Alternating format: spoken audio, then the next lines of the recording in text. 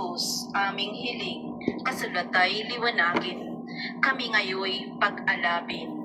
Aleluya, aleluya. Sumainyo ang Panginoon. At sumayo rin. Ang mabuting balita ng Panginoon ayon kay San Lucas. Papuri sa iyo, Panginoon. Nang linggo ding iyon, ang dalawa sa malagad ay patungo sa isang nayong tinatawag na Emmaus. May 11 kilometro ang layo sa Jerusalem. Pinag-uusapan nila ang mga pangyayari. Samantalang nag-uusap sila at nagtatanungan, lumapit si Jesus at nakisabay sa kanila. Siya'y nakita nila, ngunit hindi nakilala agad. Tinanong sila ni Jesus, ano ba ang pinag-uusapan ninyo? At tumigil sila, nalulumbay. Sinabi ng isa na ngalay Cleopas, kayo lamang po yata ang dayuhan sa Jerusalem na hindi nakakaalam ng mga bagay na katapos-tapos pa lamang nangyari roon. Anong mga bagay? Tanong niya. At sumagot sila tungkol kay Jesus na taga Nazareth, isang propetang makapangyarihan sa gawa at sa salita, maging sa harapan ng Diyos at ng mga tao.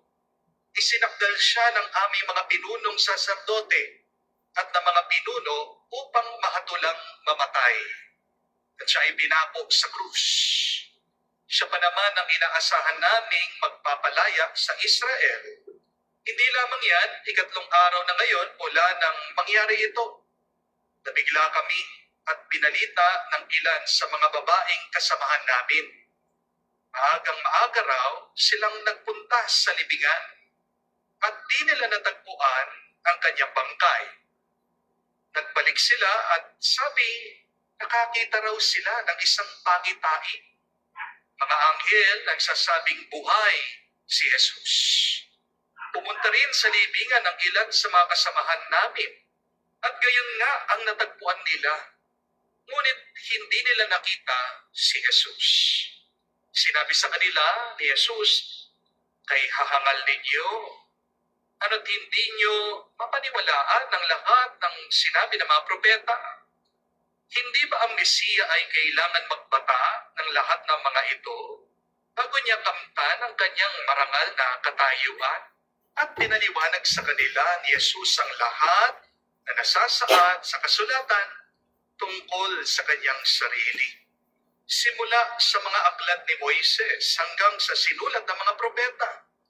Malapit na sila sa nayong kanilang patutunguhan. At si Jesus ay waring magpapatuloy pa ng lakad. Ngunit siya'y pinakapigil-pigil nila. Tumuloy na po kayo rito sa amin, anila, sapagkat palubog na ang araw at dumidilim na. Kaya't sumama nga siya sa kanila. Nang siya'y kasalo na nila sa habag, dumampot siya ng tinapay at nagpasalamat sa Diyos. Saka pinaghati-hati ang binigay sa kanila. Nabuksan ang kanilang paningin at nakilala nila si Jesus. Subalit, ito'y biglang nawala. At nagwika sila. Kaya pala, gayon ang pakiramdam natin habang tayo'y kinakausap sa daan. At pinapaliwanag sa atin ang mga kasulatan. Noon din, tumindig sila at nagbalik sa Jerusalem. Naratnan nila nagkatipon ang 11 at ang ibang mga kasama nila na nag-usap-usap.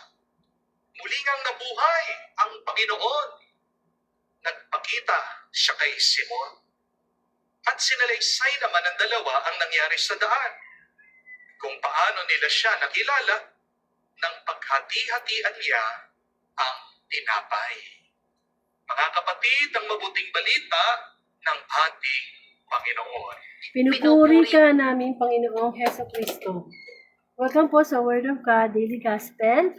Muli, ang layunin po ng Facebook Live na ito ay palaganap ang mabuting balita through social media kamukha po ng Facebook Live.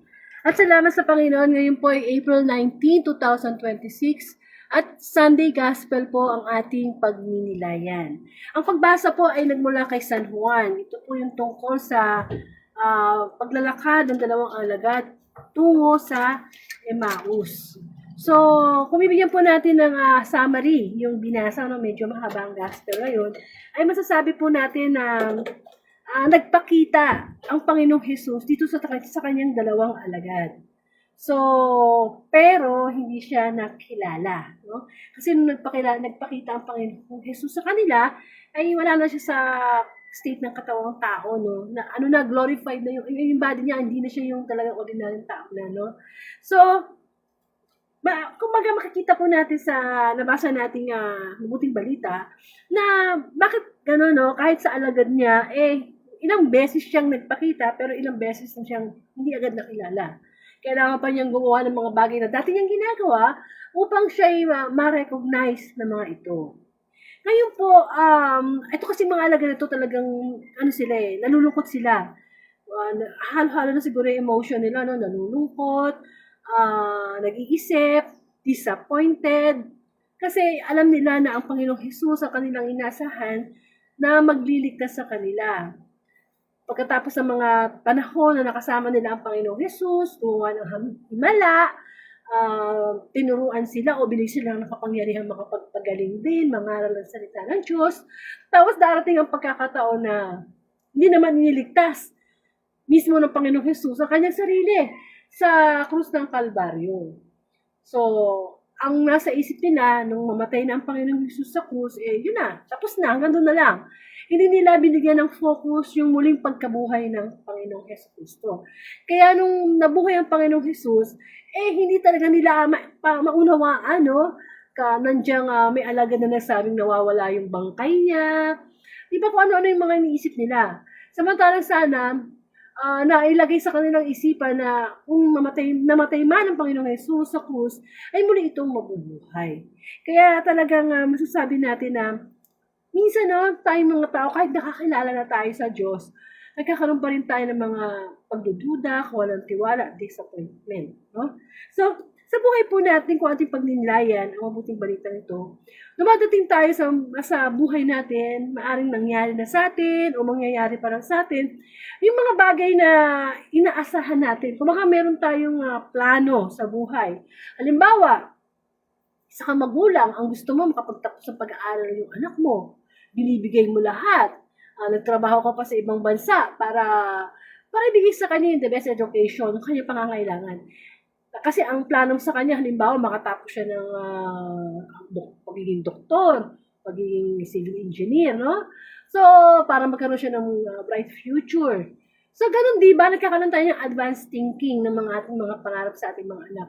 Kaso, hindi siya nakapagtapos ng pag-aaral. So, that's a big disappointment sa isang magulang. Dito ba? So, marami pang mga pwedeng maging disappointment sa ating buhay na minsan tumitingin tayo na positive way, minsan ang nagiging resulta yung hindi natin inaasahan. So, yun ang gusto ipakita sa atin ng Panginoon na pag dumadating ang mga disappointment sa ating buhay, huwag tayo mawawala ng pag-asa. Maniwala tayo sa sinabi ng Panginoon na nandiyan siya lagi. Hindi man natin siya nakikita in a physical aspect, pero spiritually nandiyan ang Panginoon. Kaya kung ano man yung mga disappointment na meron tayo ngayon sa ating buhay, lagi nating iisipin na sa bawat madilim na parte ng ating buhay, meron lilitaw na liwanag dyan. Hanggat ang Panginoon ang nakikita nating pag-asa. Amen. Ang muling pagkabuhay ng Panginoong Jesus, isang katagumpayan na yun . Kaya, kung ang buhay natin ngayon may mga puno ng pag-aalala, may mga karamdaman, kakapusan sa pera, problema sa pamilya, di po ba, huwag natin kakalimutan ang mga pangako ng Diyos mula sa kanyang salita. Ang disappointment, natural lang yan . Natural lang yan sa buhay natin na dumadating. Pero kapag ang Panginoon ay nasa atin, siya magbibigay ng, alam mo yun, encouragement na huwag ka ma-disappoint. Maaring nangyari yan sa iyo kasi ganito, merong mas plano sa atin ng Diyos na ayon sa kanyang kalooban. Kumbaga, pinaghahanda tayo ng Panginoon sa mga bagay na posibleng mangyari sa atin, hindi natin inaasahan, hindi natin gusto. May mga nangyayari sa buhay natin na parang hirap i-explain, no? Huwag na natin ipilit na ipaliwanag din sa isip natin. Kasi, very limited lang naman yung ating isipan eh. May mga tanong tayo sa ating buhay na tanging ang Diyos lang ang makakasagot. Amen? Minsan nga kanina nga, nagbabrowse ko ng, Facebook ko ba yun o TikTok. Nakita ko yung dating kaso ng isang lalaki na yata siya sa hazing. Sumali siya sa fraternity at naranasan niyang yung hazing. Nandiyan na parang tinanggal yata yung mga kuko niya sa daliri, sinuntok siya sa panga. Tapos kung ano nung talagang kung ikaw yung nanay, talagang sasabihin mo, Lord, bakit ganito? Nilaki ko naman yung anak ko ng maayos, pagkatapos papatayin lang ng mga taong walang pakundangan sa kahalagahan ng buhay. Ayun, malaki ding disappointment yun. Di po ba? Hindi natin inaasahan yung mga ganun. So, pinaghahanda tayo ng Panginoon na anuman ang disappointment na meron tayo sa mundo, may katapusan yun. Umasa tayo doon sa ipinapangako ng Diyos na buhay na walang hanggan, na kung saan wala ng disappointment, wala ng problema, wala ng kagutuman. Inire-ready tayo ng Panginoon sapagkat pagtagumpayan naman lahat niya yan eh. Nung siya nagkatawang tao, ang daming beses niya na-disappoint. Hindi po ba? Kahit siya excuse me, kahit siya anak na ng Diyos, ang dami niyang disappointment na natanggap sa tao. Pero nakita natin ang katagumpayan ng Panginoong Hesus. Patuloy siyang nagpakababa, nagpakumbaba, patuloy niyang sinunod ang kalooban ng Ama. Amen. Kaya kung ganun lang ang ating gagawin, o tutularan natin ang ginawa ng Panginoong Hesus, yes, pagkakaroon tayo ng disappointment. Maaaring malungkot tayo, no? Pero iba na yung ating pag-handle ng disappointment. Meron na tayong tinatawag na andiyan ang Panginoon, kasama natin ang Diyos. Sabi nga, kung kasama mo ang Panginoon, sino ang laban sa iyo, no? Kung kasama natin ang Diyos. Amen. Sa buhay natin, ang mga lungkot, ang mga negativity, yun ay ipinapain ng tanong ng Diablo sa atin para walang tayong tiwala sa Panginoon. Para magduda tayo sa kapangyarihan ng Panginoon. Para isipin natin na nagkukulang sa atin ang Diyos, na lumalapit na nga tayo, no? Ganun pa ang nangyayari. Hindi naman nangako ang Diyos na kapag tayo ay nagbalik loob sa Kanya, puro kasiyahan na lang, parang bed of roses na lang magiging buhay natin. Hindi. Kapag tayo ay lumalapit sa Panginoon, namuro tayong lalapitan ng tanong ng Diablo para tayo hilahin paalis sa Panginoon. Nadidisappoint kasi si Satanas nung nakita niya na dati hindi naman niya nagdadasal Hindi naman niya nagsisimba Hindi niya nagbabasa o nakikinig ng salita ng Diyos. Ngayon, ginagawa na niya. Sa malaking disappointment yun. Kay Satanas. Kaya malapat lamang na ipagpatuloy natin yung pakikinig sa salita ng Diyos. Kasi doon tayo magkakaroon ng kaalaman mula sa pakikinig. Para pag dumadating mga unexpected na pangyayari sa buhay natin, ma-disappointment tayo sandali lang. Meron agad tayong kakabigang Diyos na alam nating mga ngalaga ng ating mga damdamin, ng ating mga pag-isip. Kasi iba talaga yung nasa Panginoon ka kaysa wala.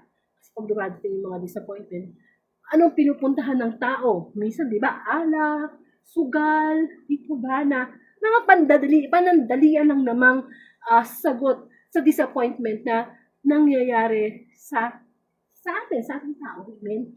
So, nawa, matuto tayo sa ipinakita sa mabuting balita na